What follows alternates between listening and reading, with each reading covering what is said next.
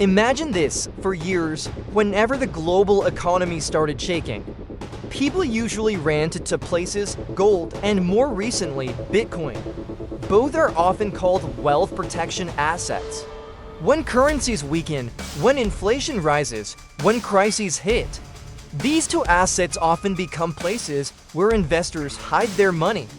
But now, something is starting to change. Gold and Bitcoin, once seen as partners, now look more like two old friends who have chosen very different life paths. This phenomenon is known as the Great Decoupling. And this is not just about prices going up or down. This is about how humans are changing the way they see money, technology, and the future of the global economy. They used to be like brothers. Gold has been with humanity for thousands of years.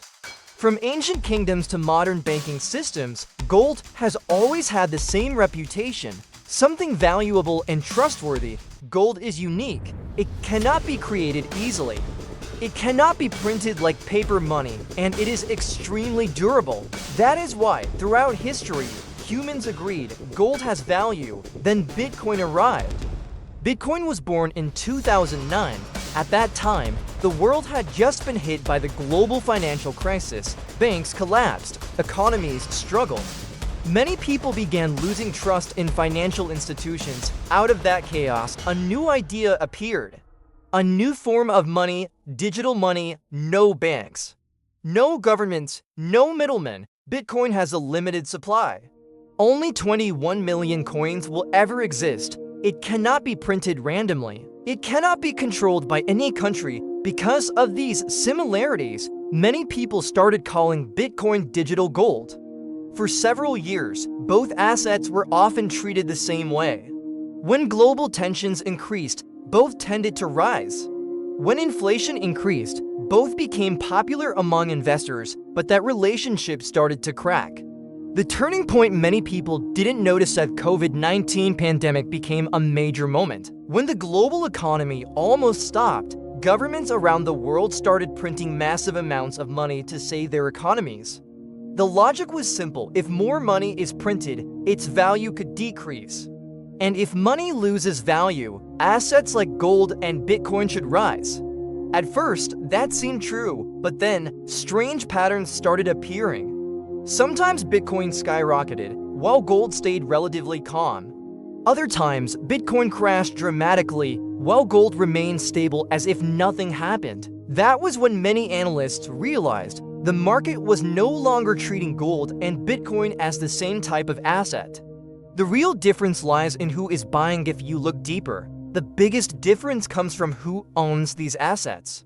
Gold is still dominated by traditional players: central banks, large financial institutions, conservative investors who focus more on preserving wealth than chasing fast profits. Bitcoin, completely different world.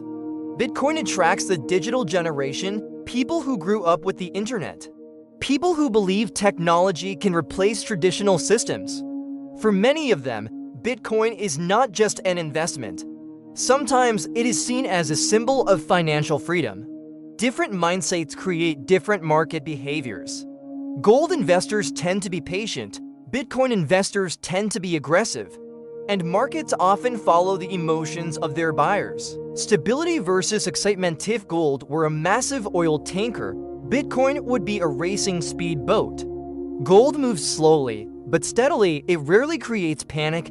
Bitcoin, it can make people rich overnight, but it can also destroy portfolios just as quickly. This does not mean one is better than the other. They simply serve different purposes. Gold is usually used to preserve wealth over long periods. Bitcoin is often used to chase high growth, with equally high risks. Over time, this difference has become clearer. Governments are also widening the gap when it comes to gold. Almost every country in the world stores it. Central banks hold gold as part of their national reserves. Gold is like a universal financial language. Every country understands its value. Bitcoin is different. Some countries support crypto, some restrict it. Others are still unsure how to regulate it. This uncertainty makes Bitcoin highly sensitive to government policies. A single regulatory decision can shake the entire crypto market. Gold rarely faces the kind of drama. The changing narrative around Bitcoin. At first, Bitcoin was promoted as an inflation hedge. But over time, that narrative changed. Today, many investors see Bitcoin more like a technology asset. Similar to large tech stocks, when the tech sector grows, Bitcoin often rises. When tech markets fall, Bitcoin often follows. Gold remains consistent with its traditional identity as a protection asset, and this is where the separation line becomes clear. Why this phenomenon matters best: this is not just about investing. This is about a shift in the global financial system. For decades, the world had a clear definition of a safe haven, a place to store wealth during economic uncertainty. Now, that definition is splitting. Some people still believe gold is the safest option. Others believe the future belongs to digital assets like Bitcoin. The world now seems to have different directions for financial protection. The financial world is changing. Decoupling phenomenon shows something bigger. In the past, the new system based on blockchain technology is emerging. A system that is not controlled by any single country. Bitcoin has become a symbol of this transformation. And financial system changes are never smooth. They always come with conflict, debate, and uncertainty. The political and power perspective here is another side that is rarely discussed. Some countries are increasing their gold reserves to reduce dependence on the US dollar. Gold is seen as a tool for geopolitical stability. Bitcoin sits in a unique position. It belongs to no country. That is exactly why some governments feel uncomfortable with it. Bitcoin shifts financial power directly to individuals instead of states. And historically, shifts in power like this almost always create major global debates. Will one replace the other? This is a common question.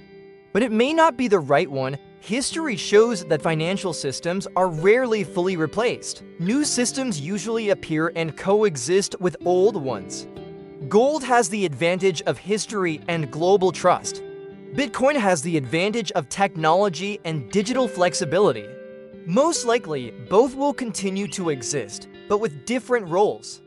Gold may remain the symbol of traditional stability. Bitcoin may become the symbol of modern financial innovation. What does this mean for all of us? This phenomenon teaches an important lesson. The financial world is no longer simple. In the past, people only needed to understand banks, stocks, and gold. Today, technology has become a major factor in investing. Future generations may need to understand both economics and blockchain-based financial systems. And for investors, it means one thing: there is no longer a one-asset-fits-all strategy. Will the decoupling last forever? Not necessarily.